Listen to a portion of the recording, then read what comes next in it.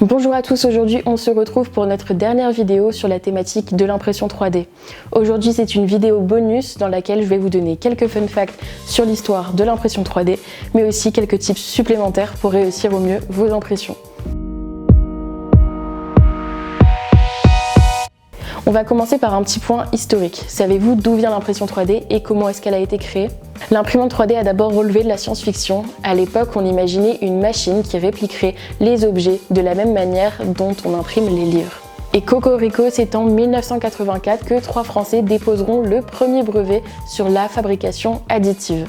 C'est 3 semaines plus tard qu'un Américain déposera le brevet de la première technique d'impression 3D, la stéréolithographie, autrement dit la SLA.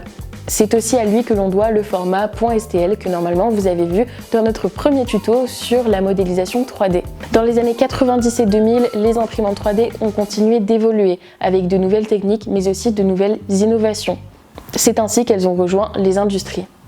Et c'est finalement à la fin des années 2000 que l'utilisation de l'imprimante 3D va se démocratiser, avec l'utilisation personnelle par exemple dans les foyers, mais aussi dans les ateliers, les écoles, mais aussi les Fab Labs comme le Charlie Lab. Aujourd'hui, ces imprimantes sont utilisées dans de nombreux domaines, comme par exemple la médecine, le design, l'architecture ou encore l'aérospatiale. Théoriquement, si vous avez déjà regardé nos précédents tutos, vous savez à peu près comment fonctionne l'impression 3D, mais laissez-moi vous faire un petit récapitulatif. Tout commence d'un modèle 3D que l'on peut créer soi-même ou bien que l'on peut télécharger sur internet. Il sera ensuite passé dans un logiciel que l'on appelle Slicer qui permet de découper votre objet en de fines tranches qui seront superposées les unes aux autres. La technique la plus courante d'impression 3D est la technique du filament fondu. C'est un filament de plastique qui va passer au travers d'une buse qui, elle, va chauffer à une certaine température.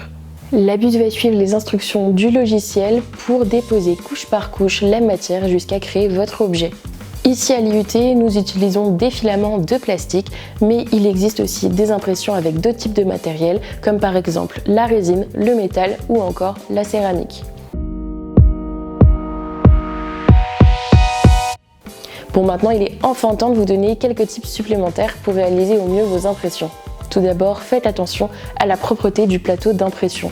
Et s'il vous plaît, faites attention à ne mettre vos doigts qu'au bord du plateau lorsque vous retirez votre objet à la fin d'une impression. Un plateau sur lequel il y a plein de traces de doigts, c'est un plateau sur lequel l'objet va mal adhérer et donc il y a un risque de décollement au cours de l'impression, ce qui va totalement la faire rater. Parfois, l'effet linéaire du couche à couche de l'impression 3D peut être un peu dérangeante et pas très esthétique, surtout si vous décidez de la repeindre par la suite. Donc, on vous préconise de poncer légèrement la surface de votre objet. Pour éviter tout problème de décalage au moment de l'impression, on vous préconise de n'imprimer qu'un seul objet par un seul objet. C'est-à-dire que si vous voulez imprimer un couvercle et sa boîte, alors imprimez séparément le couvercle puis la boîte. Maximisez la surface de pose et orientez la plus grande face vers le bas. Évitez aussi au maximum que des parties se retrouvent dans le vide ou alors ajoutez des supports. Attention, ne faites pas d'impression dont la taille est à la limite de la capacité de l'imprimante. Vous risquerez de créer des problèmes. Prévoyez une marge ou imprimez sur une machine avec une capacité plus grande. Il y en a d'autres au Charlie Lab. Bon, comme vous l'avez normalement compris, le plastique est réactif à une certaine chaleur. On vous préconise donc d'éviter les endroits trop chauds, mais aussi les tableaux de bord en plein été, à moins que vous vouliez vous retrouver avec un tas de plastique fondu. Et pour finir, faites preuve de patience. Si vous modélisez votre propre modèle 3D, il est possible qu'il ne soit pas parfait du premier coup. Si vous bloquez, n'hésitez pas à demander de l'aide à vos camarades ou aux membres du Charlie Lab, ils sont là pour vous aider. Et voilà, c'était notre dernière vidéo sur la thématique de l'impression 3D. On espère que nos tutos vous ont aidé et qu'ils vous permettront de faire de super objets. Rendez-vous maintenant au Charlie Lab avec vos modèles à imprimer.